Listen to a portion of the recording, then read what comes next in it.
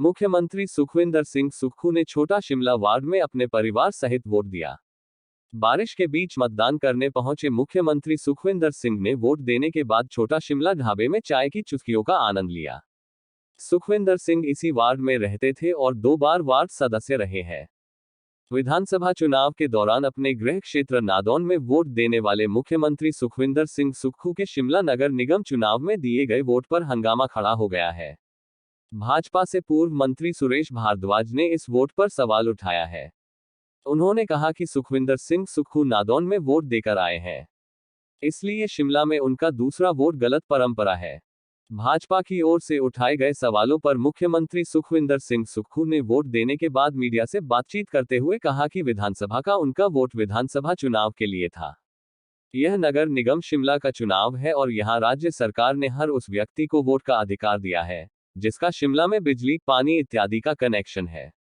जो शिमला में रहता है उसे अपना पार्षद या मेयर चुनने का अधिकार है।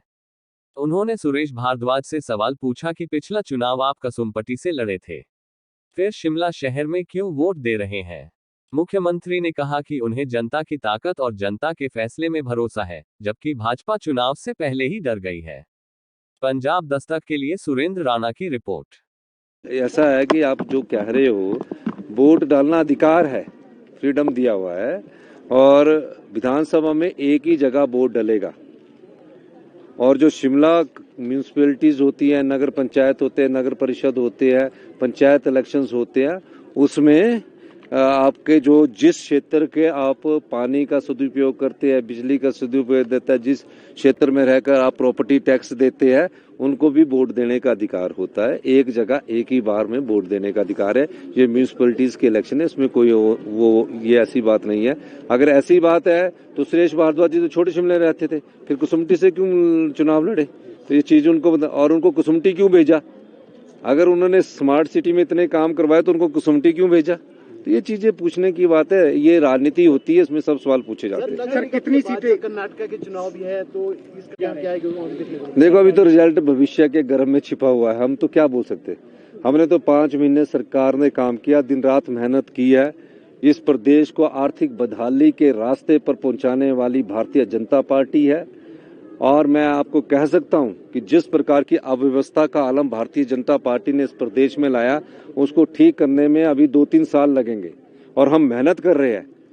और हमने शिमला नगर निगम की जनता को, जिसने 50 साल रहकर एक बिल्डिंग बनाई होती है और एक एटिक बनाई होती है, हमने उसको भी रेगुलाइज किया। ये 4 साल तक रिटेंशन रोते रहे।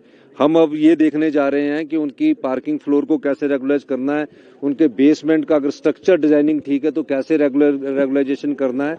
हम उनको राहत देने की कोशिश कर रहे हैं। शिमला की राजधानी में सरकारी कर्मचारी रहते हैं। हमने जितना डीए की घोषणा की, 1.5 साल बाद बेचारों की डीए की घोषणा हुई। 1.5 साल में महंगाई का जो दर है वो 8% बढ़ गई। हमने 3% डीए की किस्त भी दी और कहा कि आने वाले समय में और हम कड़े फैसले लेके अपनी अर्थव्यवस्था को हम बढ़ाएंगे, अपने राजस्व को बढ़ाएंगे और उनका एरियर भी दिया। इन्होंने तो 6th पे कमीशन लागू कर दिया और जो उसका एरियर था और पेंशन कर्मचारियों का जो एरियर था, हमारे सिर पर 10,000 करोड़ रुपए का देनदारियां छोड़ के हम उनको भी देंगे। लेकिन हमें अपनी अर्थव्यवस्था को मजबूत करने के लिए 4 साल लगेंगे और इसीलिए मैं बार बार कह रहा हूं कि हम दिन रात मेहनत कर रहे हैं। हम अपने अधिकार है, हिमाचल के लोगों के अधिकार है, जहां और प्रदेश बैठे हुए हैं, हम उनकी लड़ाई भी लड़ेंगे। 40 साल तक इस अधिकारों की लड़ाई के लिए किसी ने नहीं सोचा, हम सोच रहे हैं। हमने शराब की ठेकों की नीलामी से 750 करोड़ रुपए अधिक कमाया।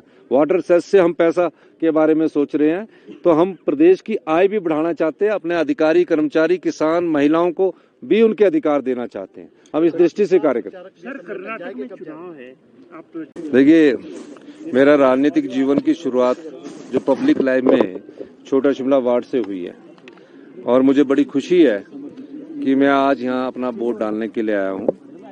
मैं छोटा शिमला की जनता का भी बहुत धन्यवाद करता हूँ कि जिन्होंने मेरे राजनीतिक जीवन की शुरुआत में मेरा साथ दिया और 2 बार मुझे यहाँ से पार्षद बनाकर भेजा।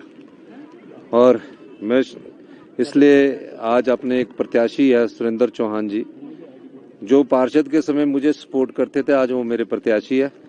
मैं इस दृष्टिकोण से भी हमारे सारा परिवार उनको वोट डालने आया है। सर, भाजपा ने आरोप लगाया है कि भाजपा ने 2 कंप्लेंट्स यहाँ पर जारी की है कि 2 बूथों पर नंबरिंग में सीरियल नंबर की गई है। मैंने तो ये नंबरिंग की छेड़छाड़ की बात तो पहली बार सुनी है। शिमला की जनता पढ़ी लिखी है, शिमला के कर्मचारी अधिकारी पढ़े लिखे हैं। हाथ का निशान देकर ही लोग वोट डालेंगे या कोई और निशान देकर दूसरी पार्टी को वोट डालेंगे। ये कहना कि नंबरिंग कहने आए, ये गलत बात है और ये ना उनको शोभा देता है। लोग यहाँ जानते हैं कि हमने किसके पक्ष में वोट डालना है और लोग ये भी जानते हैं कि इस बार किसको उन्होंने समर्थन देना है।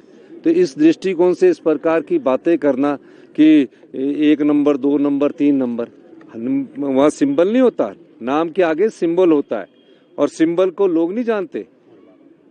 तो इसका मतलब ये हुआ कि कोई और दूसरी तीसरी पार्टी को वोट नहीं पड़ेगा, सिंबल देख के वोट पड़ता है, विचारधारा को देख के वोट पड़ता है। और इसी दृष्टिकोण से हम जो शिमला की प्रबुद्ध जनता है, सरकारी कर्मचारी अधिकारी है, वो सोच समझकर यहाँ वोट डालते हैं। यहाँ की जनता बड़ी प्रबुद्ध है, जानती है। आपके वोट डालने के ऊपर भी आरोप लगाए गए।